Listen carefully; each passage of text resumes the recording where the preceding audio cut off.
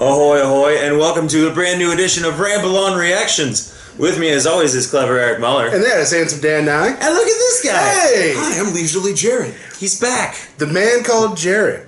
Yeah, The man they call Jared! I can't go anywhere from there. So here's the transition.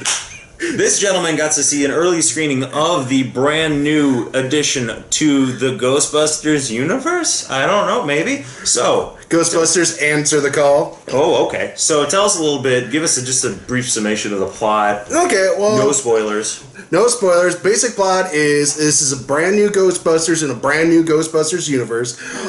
Just at this time around is Kristen Wiig, Melissa McCarthy, Kate McKinnon, and Leslie Jones are the Ghostbusters.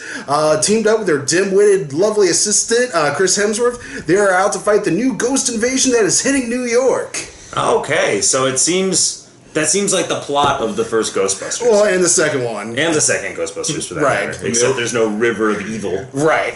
There's no river of ooze in this one. So give us some initial thoughts about this film. Okay, so I'm going to do the impossible here. I'm going to be judging this new Ghostbusters movie based on itself. I'm trying to withhold my opinion of the original from this, and I'm also going to be trying to talk about this movie while trying not to piss off the men out there who are part of the He and Hate Women's Club, and then also try not to come off as a sexist pig in this. How objective of you. I know, it is amazing. It's like you're professional or something. Goodness. I know.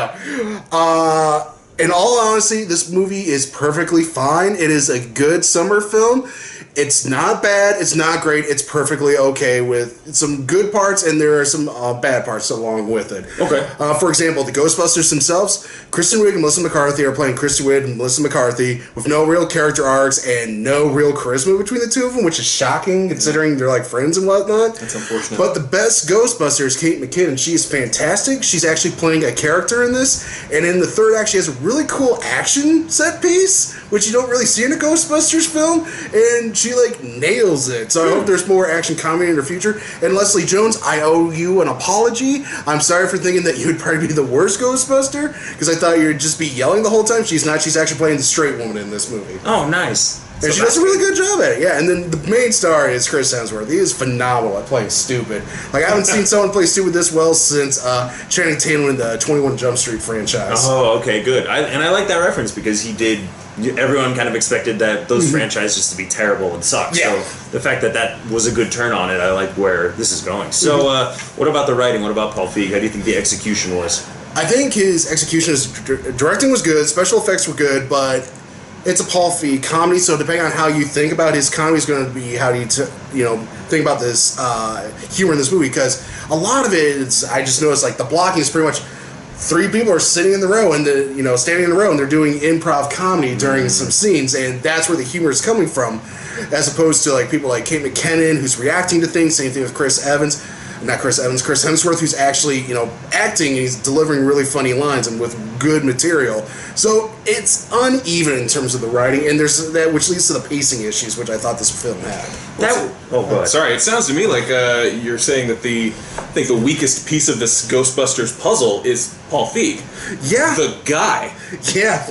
Well, also this film, you'll notice all the guys in this film are idiots, which I think is fantastic, including the YouTube comment sections, which they make jokes to in this film, which kudos to you, girls. Oh, that's great. Being able to laugh at themselves. That's right. And I think it's interesting, too, because that was one of my big complaints with the movie Spy, which is just like, here's a camera setup, make jokes. Yeah, and that's what you get in a lot of these scenes, especially the scenes with Melissa McCarthy and Kristen Wiig. Because, again, they're not really playing characters, they're playing themselves in a Ghostbusters movie. All right, final notice, rate this movie.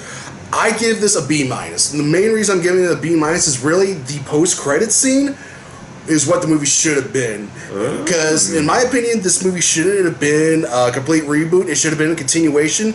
And the post-credit scene does something that allows that to happen, to allow them to grow inside the already existing universe. So that way, instead of spending time trying to reintroduce us to something, we already know who the Ghostbusters are.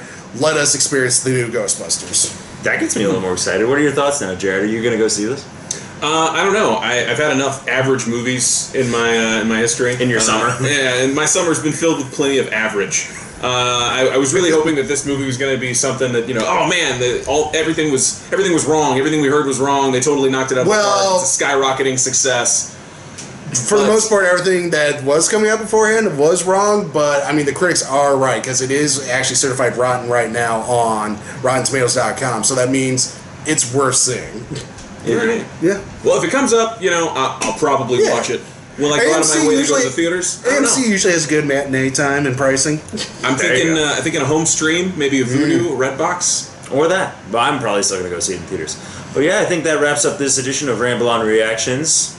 Leisurely Jared. Hey. Clever Eric. Hey. Handsome Dan and and none of us are sexist. Hey! I love vagina.